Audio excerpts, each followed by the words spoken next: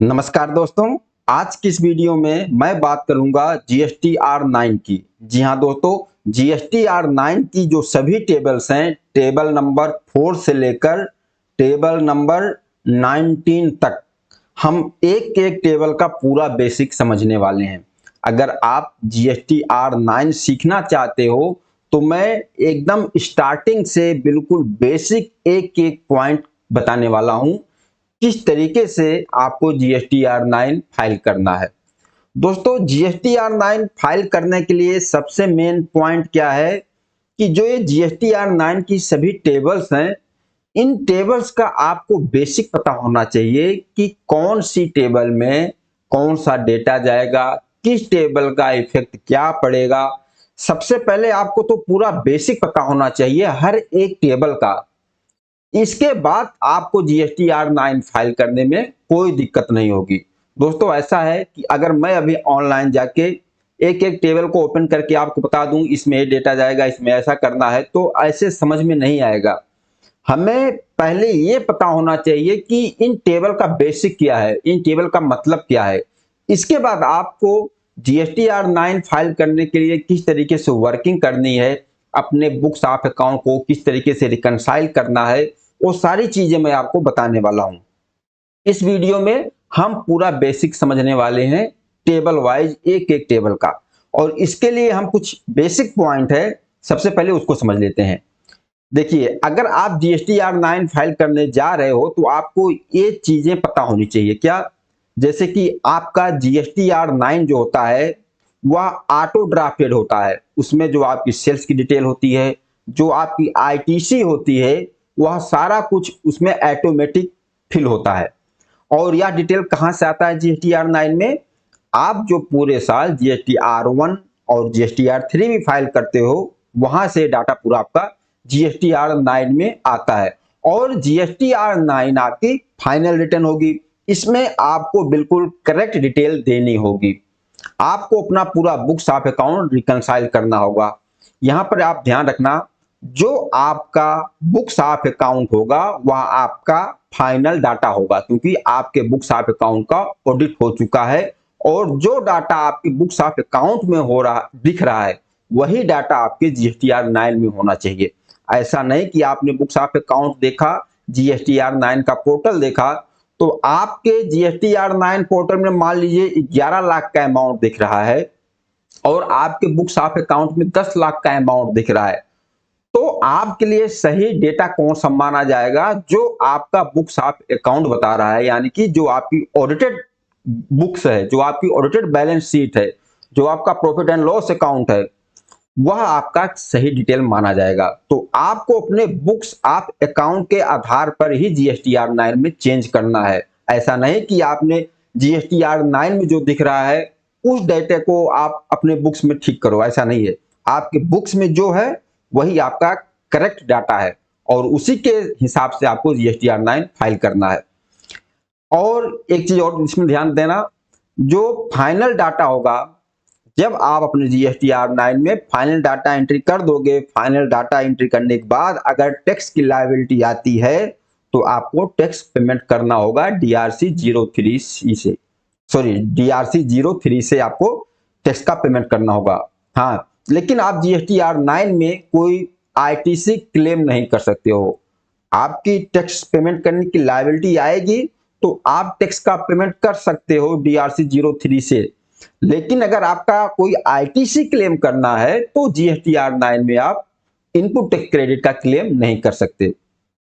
जब आप GSTR9 को तैयार करने बैठोगे, फाइल करने बैठोगे, कि आपको वर्किंग किस तरीके से करना है, आप जिस फाइनेंशियल ईयर का GSTR9 फाइल करने जा रहे हो, तो आपको उसके पिछले साल का भी डाटा और नेक्स्ट फाइनेंशियल ईयर का भी डाटा आपको देखना होगा।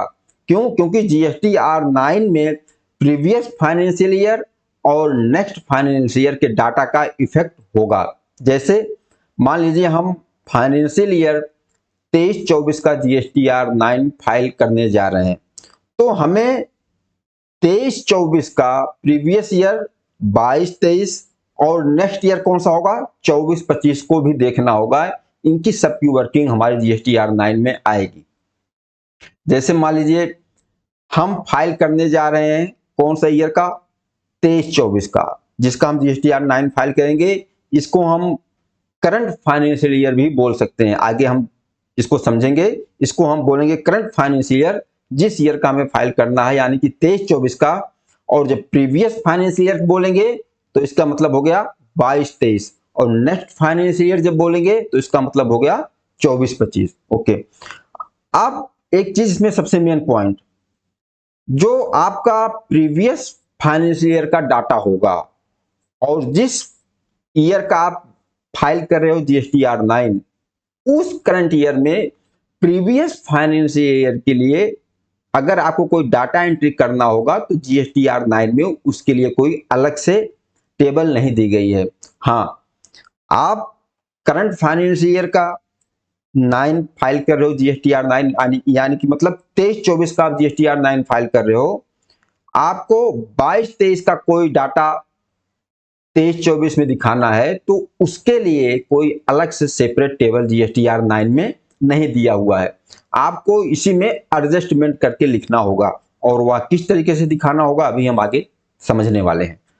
अब बात आती है टेबल की, जो मेन पॉइंट है GSTR 9 में, जो टेबल नंबर 4 से लेकर 19 तक टेबल है, उन सभी टेबल को समझना। देखिए, इन टेबल को समझने के लिए इसको हम दो पार्ट में डिवाइड कर देंगे। कैसे? जैसे आप पूरे साल GSTR 1 फाइल करते हो तो GSTR 1 में क्या दिखाते हो आप, आउटवार्ड सप्लाई, जो आपका टैक्सेबल अमाउंट होता है, जो आपका सप्लाई होता है आउटवार्ड, GSTR 1 में दिखाते हो। फिर GSTR 3 भी फाइल करते हो, वहां आप ITC क्लेम करते हो, टैक्स पेमेंट करते हो। ये सिलसिला पूरे साल आपका चलता है। इसी तरीके से हम GSTR 9 की जो टेबल हैं सभी को हम डिवाइड कर देंगे दो पार्ट में।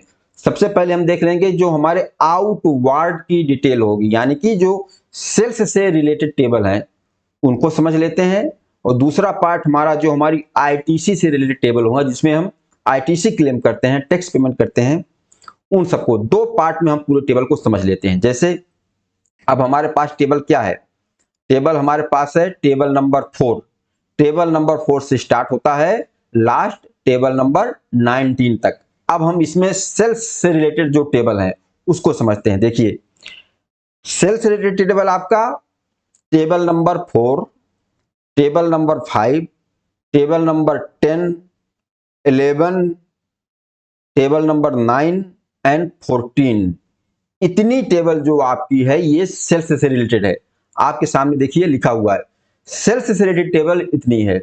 अब टेबल नंबर 4, अब टेबल नंबर 4 में सेल्स से रिलेटेड है, तो कौन सी सेल्स हमारी टेबल नंबर 4 में जाएगी। देखिए, ये देखिए आपका टेबल ये है, ये आपकी टेबल 4। अब टेबल 4 में पूरा ऑटो ड्राफ्टेड होगा। यहां पर आपने पूरे फाइनेंशियल ईयर में जो GSTR 1 3 भी फाइल किया है, सारा का सारा डेटा आपके टेबल 4 में आएगा। आपने प्रीवियस फाइनेंशियल ईयर का कुछ रिटर्न ठीक किया है, वह भी इसमें आएगा। और इस नेक्स्ट ईयर में कुछ काम किया आपने, वह भी इसमें आएगा। तो उन सबका एडजस्टमेंट हमें टेबल 4 में करना है। किस तरीके से करना है इसको हम समझते हैं। देखिए, टेबल नंबर जो 4 है आपका, इसमें सेल्स से रिलेटेड जाएगा, और इसमें ध्यान रखना करंट फाइनेंशियल ईयर का ही डाटा होगा। इसमें ध्यान रखना जो करंट फाइनेंशियल ईयर का डाटा होगा, जो GSTR टेबल नंबर 4 का डाटा आपके कहां से आया होगा, GSTR 1 से। जो GSTR 1 में आपने जो भी दिखाया वह सारा का सारा टेबल नंबर 4 में आएगा। और टेबल नंबर 5 क्या है, टेबल नंबर 5 भी आपका सेल्स से रिलेटेड है, लेकिन इसमें वह डिटेल जाएगी जो आपका टैक्सेबल नहीं होता। टेबल नंबर 4 में तो जितनी आपकी टैक्सेबल सप्लाई है, जिस पर आपको टैक्स पेमेंट करना होता है, वह टेबल नंबर 4 में। और टेबल नंबर 5 में जो जिस पर आपको टैक्स पेमेंट नहीं करना होता है, जैसे आप कोई सर्विस दे रहे हो या गुड्स सेल कर रहे हो जिसके ऊपर आपको टैक्स नहीं भरना है, RCM पर सेल कर रहे हो, सामने वाला टैक्स भरेगा, वह भी सप्लाई जो है टेबल नंबर 5 में जाएगी, जो जिसके ऊपर आपकी टैक्स की लायबिलिटी नहीं आएगी। अब देखिए, टेबल नंबर 4 को हम समझते हैं। Table number 10, table number 11, table number 9, table number 14, इसमें सेल्स की डिटेल कैसे जाएगी। मान लीजिए आपका टेबल नंबर 4 में टोटल 5 लाख आ रहा है, आपने रिटर्न जो फाइल किया है उसका डाटा उठकर GSTR1 से आपके टेबल नंबर 4 में 5 लाख दिखा रहा है, और आप GSTR9 फाइल कर रहे हो फाइनेंशियल ईयर 23-24 का। लेकिन अब इस 5 लाख में मान लेते हैं 1 लाख 22-23 का डाटा है, क्योंकि हम छूट है हमें कि अगर 22-23 में कुछ हमें ठीक करना हुआ, 22-23 की कुछ गलती है, 23-24 हमने ठीक किया, या 23-24 कुछ गलती है हमने 24-25 में ठीक किया, हम करते हैं। मान लीजिए जो 23-24 का 5 लाख का अमाउंट हमें टेबल नंबर 4 में आ रहा है, इसमें 1 लाख अमाउंट है 22-23 का। तो हम क्या करेंगे, हम इस 5 लाख में से 1 लाख माइनस कर देंगे, हम टेबल नंबर 4 को अपने ठीक करेंगे, उसमें एडिट करेंगे। जो 5 लाख दिख रहा है उसमें से जो 1 लाख हमारे प्रीवियस फाइनेंशियल ईयर यानी कि जो 22-23 का है उसमें से 1 लाख माइनस कर देंगे। टोटल हमारा 23-24 का जो बुक्स हमारा बता रहा है 4 लाख आ जाएगा, हम उसमें टेबल नंबर 4 में एडिट कर देंगे। ओके, क्योंकि यह 1 लाख जो है फाइनेंशियल ईयर 22-23 पिछले साल का है, हम 23-24 की फाइल कर रहे हैं लेकिन यह 22-23 का है। तो इस 1 लाख को दिखाने के लिए अलग से आपके पास कोई टेबल नहीं है GSTR9 में, प्लस माइनस जो भी है प्रीवियस ईयर का आपको टेबल नंबर 4 में उसको एडजस्टमेंट करके ही लिखना है। जैसे हम एग्जांपल बता रहे हैं कि 5 लाख में से 1 लाख 22-23 का है, तो हम 5 लाख में से 1 लाख को माइनस करके बुक्स में 4 लाख लिखते हैं। अब जो हमारा बुक्स बोल रहा है 23-24 का, वह पूरा कितना अमाउंट है, 4 लाख। अब क्या टेबल नंबर 4 में 4 लाख जाएगा? हाँ, टेबल नंबर 4 में हम 4 लाख दिखाएंगे। लेकिन अब मान लीजिए कि 23-24 की कुछ गलती को हमने नेक्स्ट फाइनेंशियल ईयर यानी कि 24-25 में ठीक किया है। सेल तो 23-24 की है, लेकिन हमने उसको चाहे घटाया हो या बढ़ाया हो, जो भी गलती है हमने 24-25 में किया है, तो उसके लिए GSTR9 में अलग से टेबल दिया हुआ है। अगर मान लीजिए 23-24 की कोई भी गलती आप नेक्स्ट फाइनेंशियल ईयर 24-25 में ठीक करते हो, अमाउंट घटाते हो या बढ़ाते हो, उसके लिए सेपरेट टेबल दिया गया हो, वहां लिखना आपको। अब जैसे बुक्स में आपका 4 लाख आ गया, लेकिन मान लीजिए इसमें से 50,000 की गलती हुई थी और 50,000 हमने 24-25 में दिखाया है, 24-25 में हमने 50,000 दिखाया है तो फाइनेंशियल का वर्किंग 23-24 का, लेकिन इसमें से 50,000 हमने 24-25 में दिखाया, 23-24 का 24-25 में दिखाया 50,000। तो उसके लिए क्या करना होगा, आपको इस 4 लाख में से 50,000 माइनस करना होगा, आपको 3.5 लाख दिखाना होगा, किसमें, टेबल नंबर 4 में। और जो ये 23-24 का 50,000 आपने नेक्स्ट फाइनेंशियल यानी कि 24-25 में दिखाया, ये 50,000 की सेल कहां चली जाएगी, टेबल नंबर 10 में। जो GSTR9 का टेबल नंबर 10 है, टेबल नंबर 10 में सेल आपकी चली जाएगी। और इसका टैक्स कहां दिखेगा, इसका टैक्स दिखेगा आपको टेबल नंबर 14 में। और जो टेबल नंबर 4 में नेट वैल्यू आपकी दिख रही है टैक्सेबल, इसका टैक्स टेबल नंबर 9 में। ध्यान रखना, जो टेबल नंबर 4 होगी, टेबल नंबर 4 और टेबल नंबर 9 में आपका मैचिंग होगा। जो टैक्स की लायबिलिटी जो आपने टेबल नंबर 4 में दिखाया है, वह मैचिंग आपका टेबल नंबर 9 से होगा। टेबल नंबर 9 में पूरा दिखाएगा आपको कि आपके ऊपर टैक्सेबल अमाउंट कितना था, टैक्स की लायबिलिटी कितनी थी, आपने कितना टैक्स पेमेंट किया, वह सारा कुछ टेबल नंबर 9 में दिखाएगा। और अगर आप अपनी सेल को प्लस करते हो या माइनस करते हो नेक्स्ट फाइनेंशियल ईयर में, तो वह कहां जाएगा, टेबल नंबर 10 में, और उसका टैक्स टेबल नंबर 14 में। अब इसीलिए अब मैंने एग्जांपल से आपको यह बता दिया। अब आगे हमें देख लेते हैं टेबल को। टेबल नंबर 4 जो आपकी टैक्सेबल सप्लाई है, और टेबल नंबर 4 को हमने आपको पूरा एग्जांपल से बताया। टेबल नंबर 5 जो आपका है, ये टेबल नंबर 5, इसमें जो आपका टैक्सेबल जिस पे आपको टैक्स का पेमेंट नहीं करना है, ऐसी सप्लाई है, एग्जेम्प्टेड सप्लाई, नील रिलेटेड सप्लाई, जो भी है जिसपे आपकी टैक्स लायबिलिटी नहीं आएगी, वह टेबल नंबर 5 में जाएगा। ओके। और टेबल नंबर 10 में, टेबल नंबर 10 में अभी जैसे मैंने बताया सेल्स से रिलेटेड है। इसमें करंट फाइनेंशियल ईयर का जो भी सेल्स आपने नेक्स्ट फाइनेंशियल ईयर में बढ़ाया है, उसको आपको दिखाना होगा टेबल नंबर 10 में, और उसका जो टैक्स का पेमेंट करना होगा वह टेबल नंबर 14 में, टेबल नंबर 14 में। और टेबल नंबर 11 इसी तरीके से आपका जो कुछ भी सेल्स है करंट फाइनेंशियल ईयर का, उसमें से आपने नेक्स्ट फाइनेंशियल ईयर में घटाया है। टेबल नंबर 10 में आपने नेक्स्ट फाइनेंशियल ईयर में आपने सेल को बढ़ाया, टेबल नंबर 10 में दिखाओ। और अगर आपने नेक्स्ट फाइनेंशियल ईयर में अपने सेल को घटाया है, कम किया है, तो वह टेबल नंबर 11 में। और इसका जो टैक्स का पेमेंट होगा टेबल नंबर 10, टेबल नंबर 11 का जो टैक्स का पेमेंट बनेगा वह कहां दिखेगा आपको, टेबल नंबर 14 में दिखेगा। ओके। और टेबल नंबर 4 में आपका जो टैक्स बनेगा वह कहां दिखेगा, वह टेबल नंबर 9 में।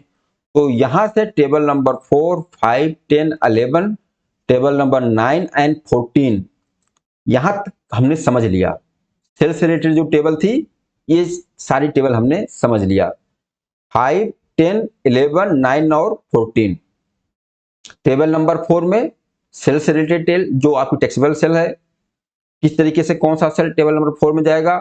और जो टेबल नंबर 4 में अगर प्रीवियस फाइनेंस ईयर का होगा तो वो अमाउंट माइनस करके आप टेबल नंबर 4 में दिखा दोगे। अगर मान लीजिए आपने नेक्स्ट फाइनेंशियल ईयर में सेल्स को घटाया है या बढ़ाया है, तो उसको भी टेबल नंबर 4 से माइनस कर दोगे, टेबल नंबर 4 में नहीं दिखाओगे। अगर बढ़ाया है तो वह अमाउंट टेबल नंबर 10 में, अगर घटाया है तो टेबल नंबर 11 में। और जो 4 का टैक्स होगा टेबल नंबर 9 में आपका आएगा, और जो टेबल नंबर 10 और 11 का टैक्स होगा वह टेबल नंबर 14 में आएगा। क्लियर हो गया? सेल्स वाली डिटेल हमने समझ लिया लगभग। अभी जब आगे हम प्रैक्टिकल फाइल करेंगे पूरा डाटा के साथ तो और क्लियर होगा, लेकिन मुझे उम्मीद है कि इतने में आप इतना टेबल तो समझ गए होंगे, टेबल का बेसिक क्या है, और मैंने पॉइंट लिख भी रखा है, आप इसको भी समझ सकते हैं। अब आगे आपकी कौन सी टेबल बची, आईटीसी की, यानी कि परचेज की, जो टेबल नंबर आपका 6 है, टेबल नंबर 7 है, टेबल नंबर 12, 13 और टेबल नंबर 8। टेबल नंबर 8 सबसे मेन है, यह आईटीसी का फाइनल टेबल है, इसको भी हम समझेंगे। और इसके बाद आपका टेबल नंबर 17 है, जिसमें जो आपकी आउटवर्ड सप्लाई है, आउटवर्ड सप्लाई की आपको एचएसएन समरी वाइज डिटेल देनी है। और जो टेबल नंबर 19 है, इसमें अगर लेट फी है, लेट फी पेबल है, तो उसका पेमेंट टेबल नंबर 9 में होगा।